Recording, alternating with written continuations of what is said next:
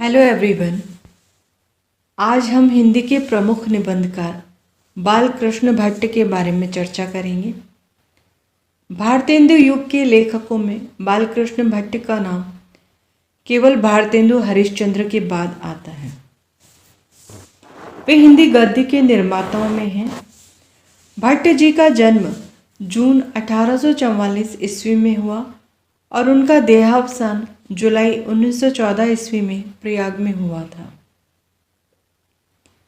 निबंधकार और पत्रकार के रूप में बाल कृष्ण भट्ट का योगदान ऐतिहासिक महत्व रखता है।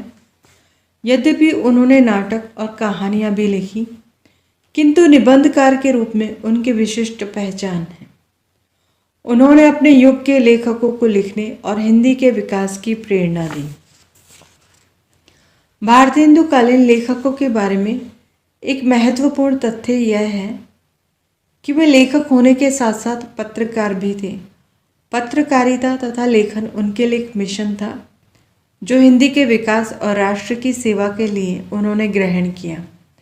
भारतेंदु जी की प्रेरणा से बाल कृष्ण भट्ट ने इलाहाबाद से हिंदी वर्धनी सभा की ओर से 1877 ईस्वी में हिंदी प्रदीप नामक मासिक पत्र निकालना आरंभ किया। इस पत्र को उन्होंने लगातार 33 वर्षों तक निकाला। बालकृष्ण भट्ट का यह प्रयास हिंदी पत्रकारिता के प्रारंभिक युग में उनकी असाधारण समर्थता तथा लगन का सूचक है। भट्ट जी ने हिंदी प्रदीप नामक पत्र का संचालन 32-33 वर्षों तक किया। उनके पत्रकारिता योगदान के विषय में डॉक्टर रामविलास शर्मा ने लिखा है, बालकृष्ण भट्ट का 32 वर्ष तक हिंदी प्रदीप चलाना एक ऐतिहासिक घटना है। धुन और लगन का इससे बड़ा उदाहरण हिंदी साहित्य के इतिहास में दूसरा नहीं है। उनके पास कार्तिक प्रसाद खत्री के साधन नहीं थे, न वह भारतेंदु की भांति सोने की पालने में झुलाए गए थे। जो समाज उन्हें हाथों हाथ लेता, वह एक साधारण परिवार में उत्पन्न हुए थे और कुछ दिन के लिए प्रयाग के एक कॉलेज में संस्कृत के अध्यापक रहे थे। हिंदी प्रदीप में किसी को लिखा हुआ उनका थोड़ा सा जीवन चरित्र छपा था। उसमें उनके कष्टों ही कष्टों का वर्णन है।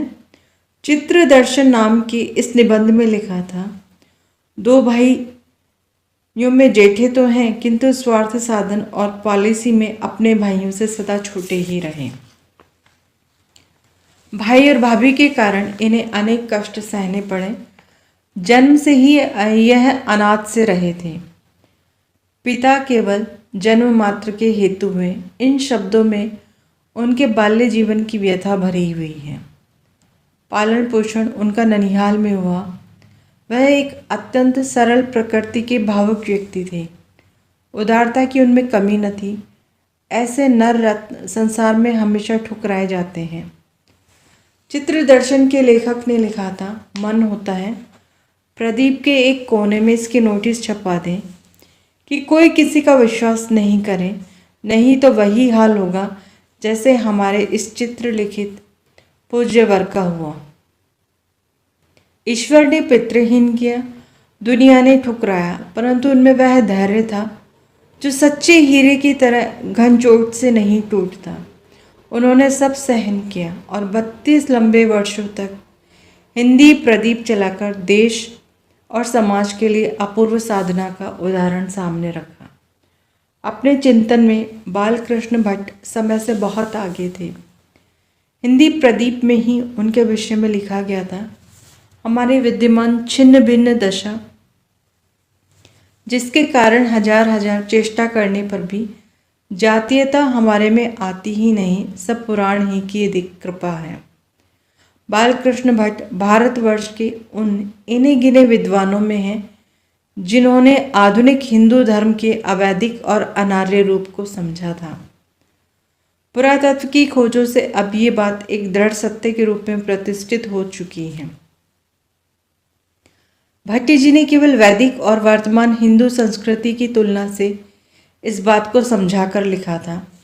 अब हम लोगों में जो धर्म शिक्षा, समाज शिक्षा और रीति नीति प्रचलित है वह सब शुद्ध वैदिक एक भी नहीं है।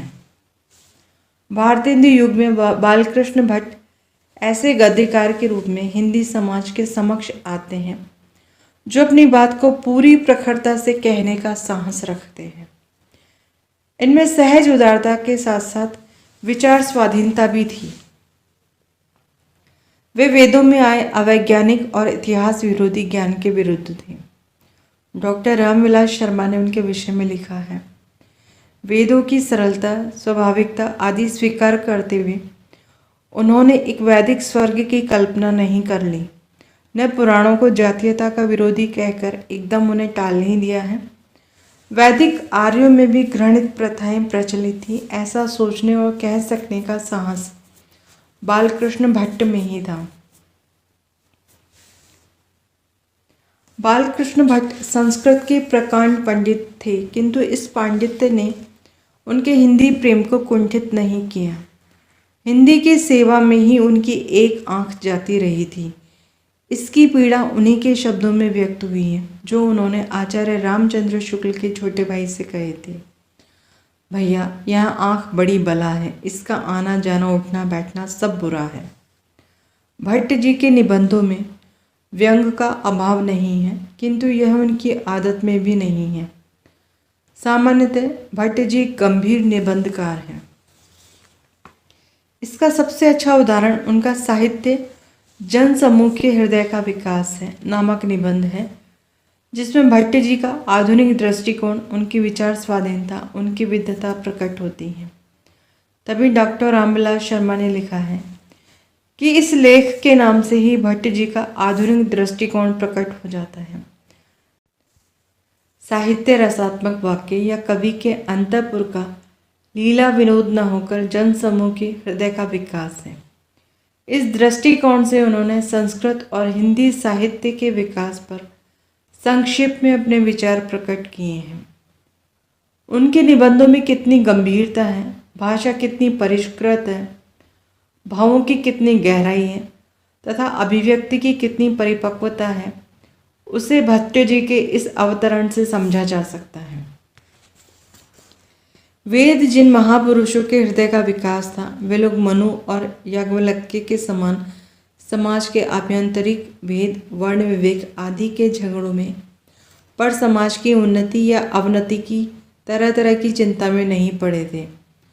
कर्णाद या कपिल के समान अपने अपने शास्त्र के मूलभूत बीज सूत्रों को आगे कर प्राकृतिक पदार्थों के तत्व की छानबीन में दिन रात नहीं डूबे रहते थे। न कालिदास भवभूति, श्री हर्ष आदि कवियों के संप्रदाय के अनुसार वे लोग कामनी के विभ्रम विलास और लावण्य लीला लहरी में गोते मार मार प्रमत्त हुए थे।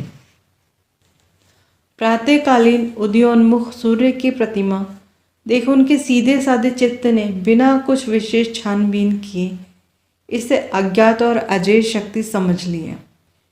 इसके द्वारा वे अनेक प्रकार का लाभ देख कानन स्थित विहंग कूजन समान कलरव से प्रकृति की प्रभात वंदना का साम गाने लगे।